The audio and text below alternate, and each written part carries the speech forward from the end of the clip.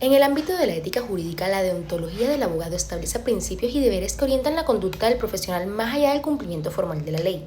El caso de Howard Rock en El Manantial permite analizar cómo los valores como la integridad, la responsabilidad y la coherencia ética también son fundamentales en el ejercicio del derecho.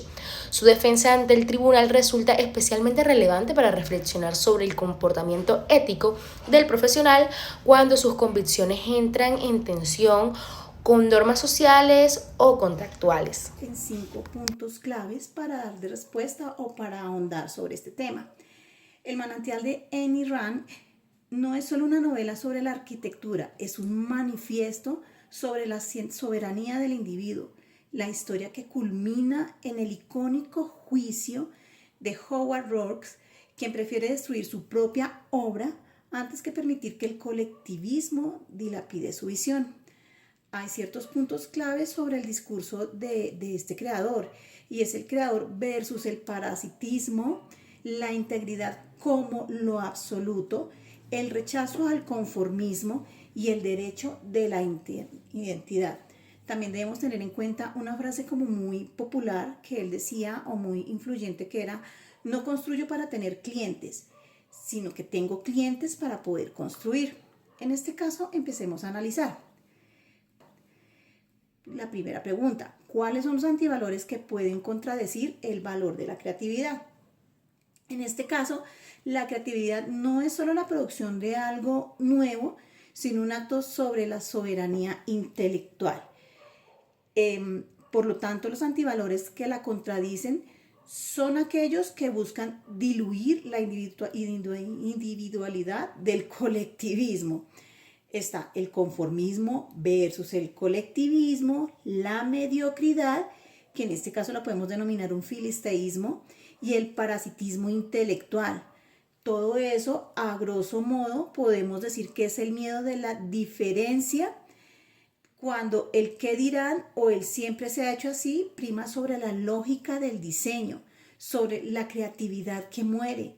El conformismo obliga al creador a pedir permiso para pensar, lo cual es una antítesis de la creación.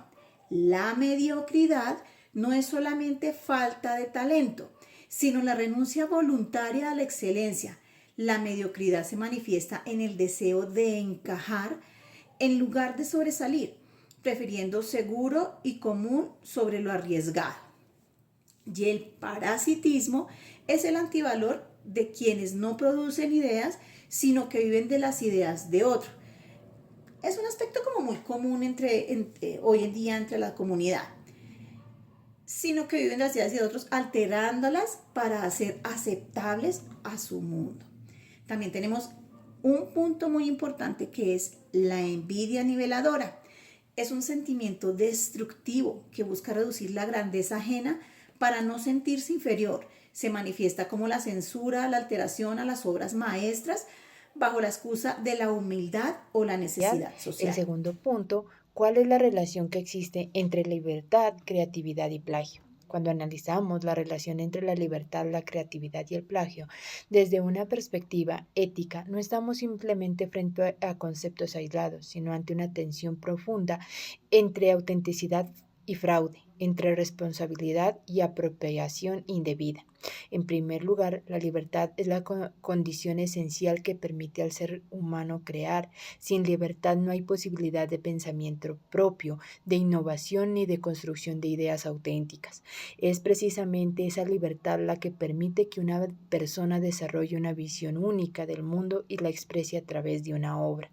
Como ocurre con Howard Roark en El Manantial, para autores como Raúl Riquet, la libertad está estrechamente vinculada con noción de lo justo, en tanto implica reconocer al otro como sujeto capaz de producir sentido, pero también de asumir responsabilidades por sus actos. Ahora bien, esa libertad se materializa en la creatividad, que no es simplemente producir algo nuevo, sino producir algo auténtico, es decir, algo fiel a la identidad del creador. La creatividad implica un ejercicio ético, porque exige honestidad intelectual, compromiso con la verdad y coherencia entre lo que se piensa y lo que se produce. Sin embargo, en contraste con estos elementos aparece el plagio, que representa una ruptura absoluta en el equilibrio ético. El plagio no es un acto creativo, es en esencia una negación de la libertad auténtica. Quien plagia no ejerce su libertad para crear, sino que sustituye por la apropiación de trabajo ajeno. En este sentido, el plagio es una forma de dependencia, de mediocridad y de deshonestidad. Desde una perspectiva crítica, el plagio puede verse como un fenómeno que revela una crisis ética más amplia en la sociedad contemporánea, una cultura que en ocasiones prioriza los resultados sobre los procesos, el reconocimiento sobre el mérito y la apariencia sobre la autenticidad. Esto se conecta con la crítica de Roark al comienzo social, donde las personas dejan de crear para simplemente producir lo que ya existe. En consecuencia, podemos afirmar que existe una relación clara y jerárquica entre estos conceptos. La libertad posibilita la creatividad, pero solo cuando éste se ejerce con responsabilidad ética. Cuando este vínculo se rompe, surge el plagio como una distorsión de la libertad y una negación de la creatividad. Respondiendo a la tercera pregunta desde la perspectiva de la ética jurídica y la deontología del abogado, la defensa que realiza Howard Roark puede considerarse una conducta éticamente fundamentada. Uno de los principios deontológicos esenciales del abogado es la integridad, entendida como la coherencia entre los valores personales y la actuación profesional. Roark actúa conforme a sus principios sin ocultar sus motivaciones y sin recurrir al engaño o a la manipulación durante el proceso judicial. Asimismo, su conducta se relaciona con el principio de responsabilidad profesional, ya que Roark no evade las consecuencias de sus actos. Comparece ante el juez, asume su decisión, la sustenta mediante argumentos racionales, mostrando el respeto por el orden jurídico. Otro principio relevante es el de la honestidad, fundamental en la deontología del abogado. Roark expone con claridad las razones éticas que motivaron su actuar y no la búsqueda de un beneficio ilegítimo, sino la defensa de la autoridad y la autenticidad de su obra. Desde la ética jurídica, el comportamiento ético no exige necesariamente pasividad frente a la ley, sino la capacidad de cuestionar normas o prácticas injustas de forma responsable y argumentada. En este sentido, la defensa de Roark enmarca dentro de una conducta ética al estar guiada por la lealtad a la verdad, la coherencia moral y el respeto por la dignidad profesional. Ahora vamos a ver nuestra cuarta pregunta. Si usted fuera la contraparte de Howard Roark, ¿cuáles argumentos desvirtuaría de la tesis de la libertad creativa? Excelente pregunta. Si estuviéramos en el estrado contra Roark, los argumentos serían de naturaleza social y funcional. La función social de la arquitectura, la primacía del contrato y la ética del esfuerzo colectivo. ¿Qué es la función social de la arquitectura? El edificio es una escultura privada, es un jardín, es una estructura que ocupa un espacio público, consume recursos de la humanidad y debe servir a sus usuarios. El arquitecto es un proveedor de servicios, no es el dictador estético, no es el dueño. Está la primacía del contrato. La libertad termina donde comienza el acuerdo legal. Si Roark firmó un contrato y recibió un pago, transfirió la propiedad física del diseño y el dueño, al pagar, adquiere el derecho de su uso, lo cual incluye la modificación según necesidades económicas y funcionales. Está la ética del esfuerzo colectivo, y es muy bonita esta ética porque es un proyecto de construcción que involucra el capital de los inversionistas, pero a su vez incluye el esfuerzo de los trabajadores que realizaron para construir este edificio. Destruir la obra por un capricho intelectual es un acto de soberbia que desprecia el valor del trabajo y el dinero de los demás. Si usted fuera un juez en caso de Howard Roark, ¿a favor de quién fallaría? En primer lugar, si asumiese el papel de juez en el caso de Howard Roark, me enfrentaría en un dilema jurídico y ético especialmente complejo.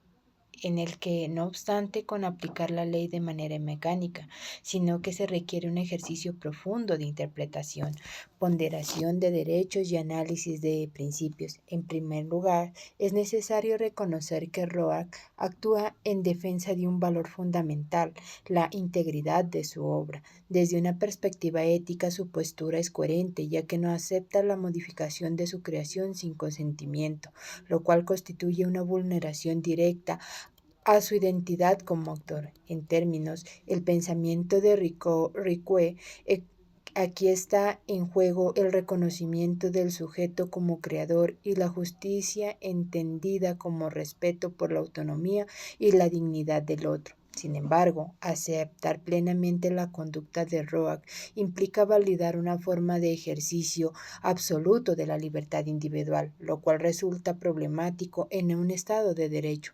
Ningún derecho, ni siquiera el derecho a la creación, es limitado. La libertad, para ser legítima, debe coexistir con los derechos de los demás y con el orden jurídico. Desde esta perspectiva, la acción de destruir el edificio no puede ser ignorada ni justificada plenamente. Se trata de un acto que genera perjuicios materiales y sociales, afectando no solo a quienes intervinieron en la modificación del proyecto, sino también a la comunidad que podría beneficiarse de la obra. Aquí entra en juego el enfoque de Hans Joas, quien sostiene que la responsabilidad del individuo no solo se limita a sus principios, sino también a las consecuencias de sus actos.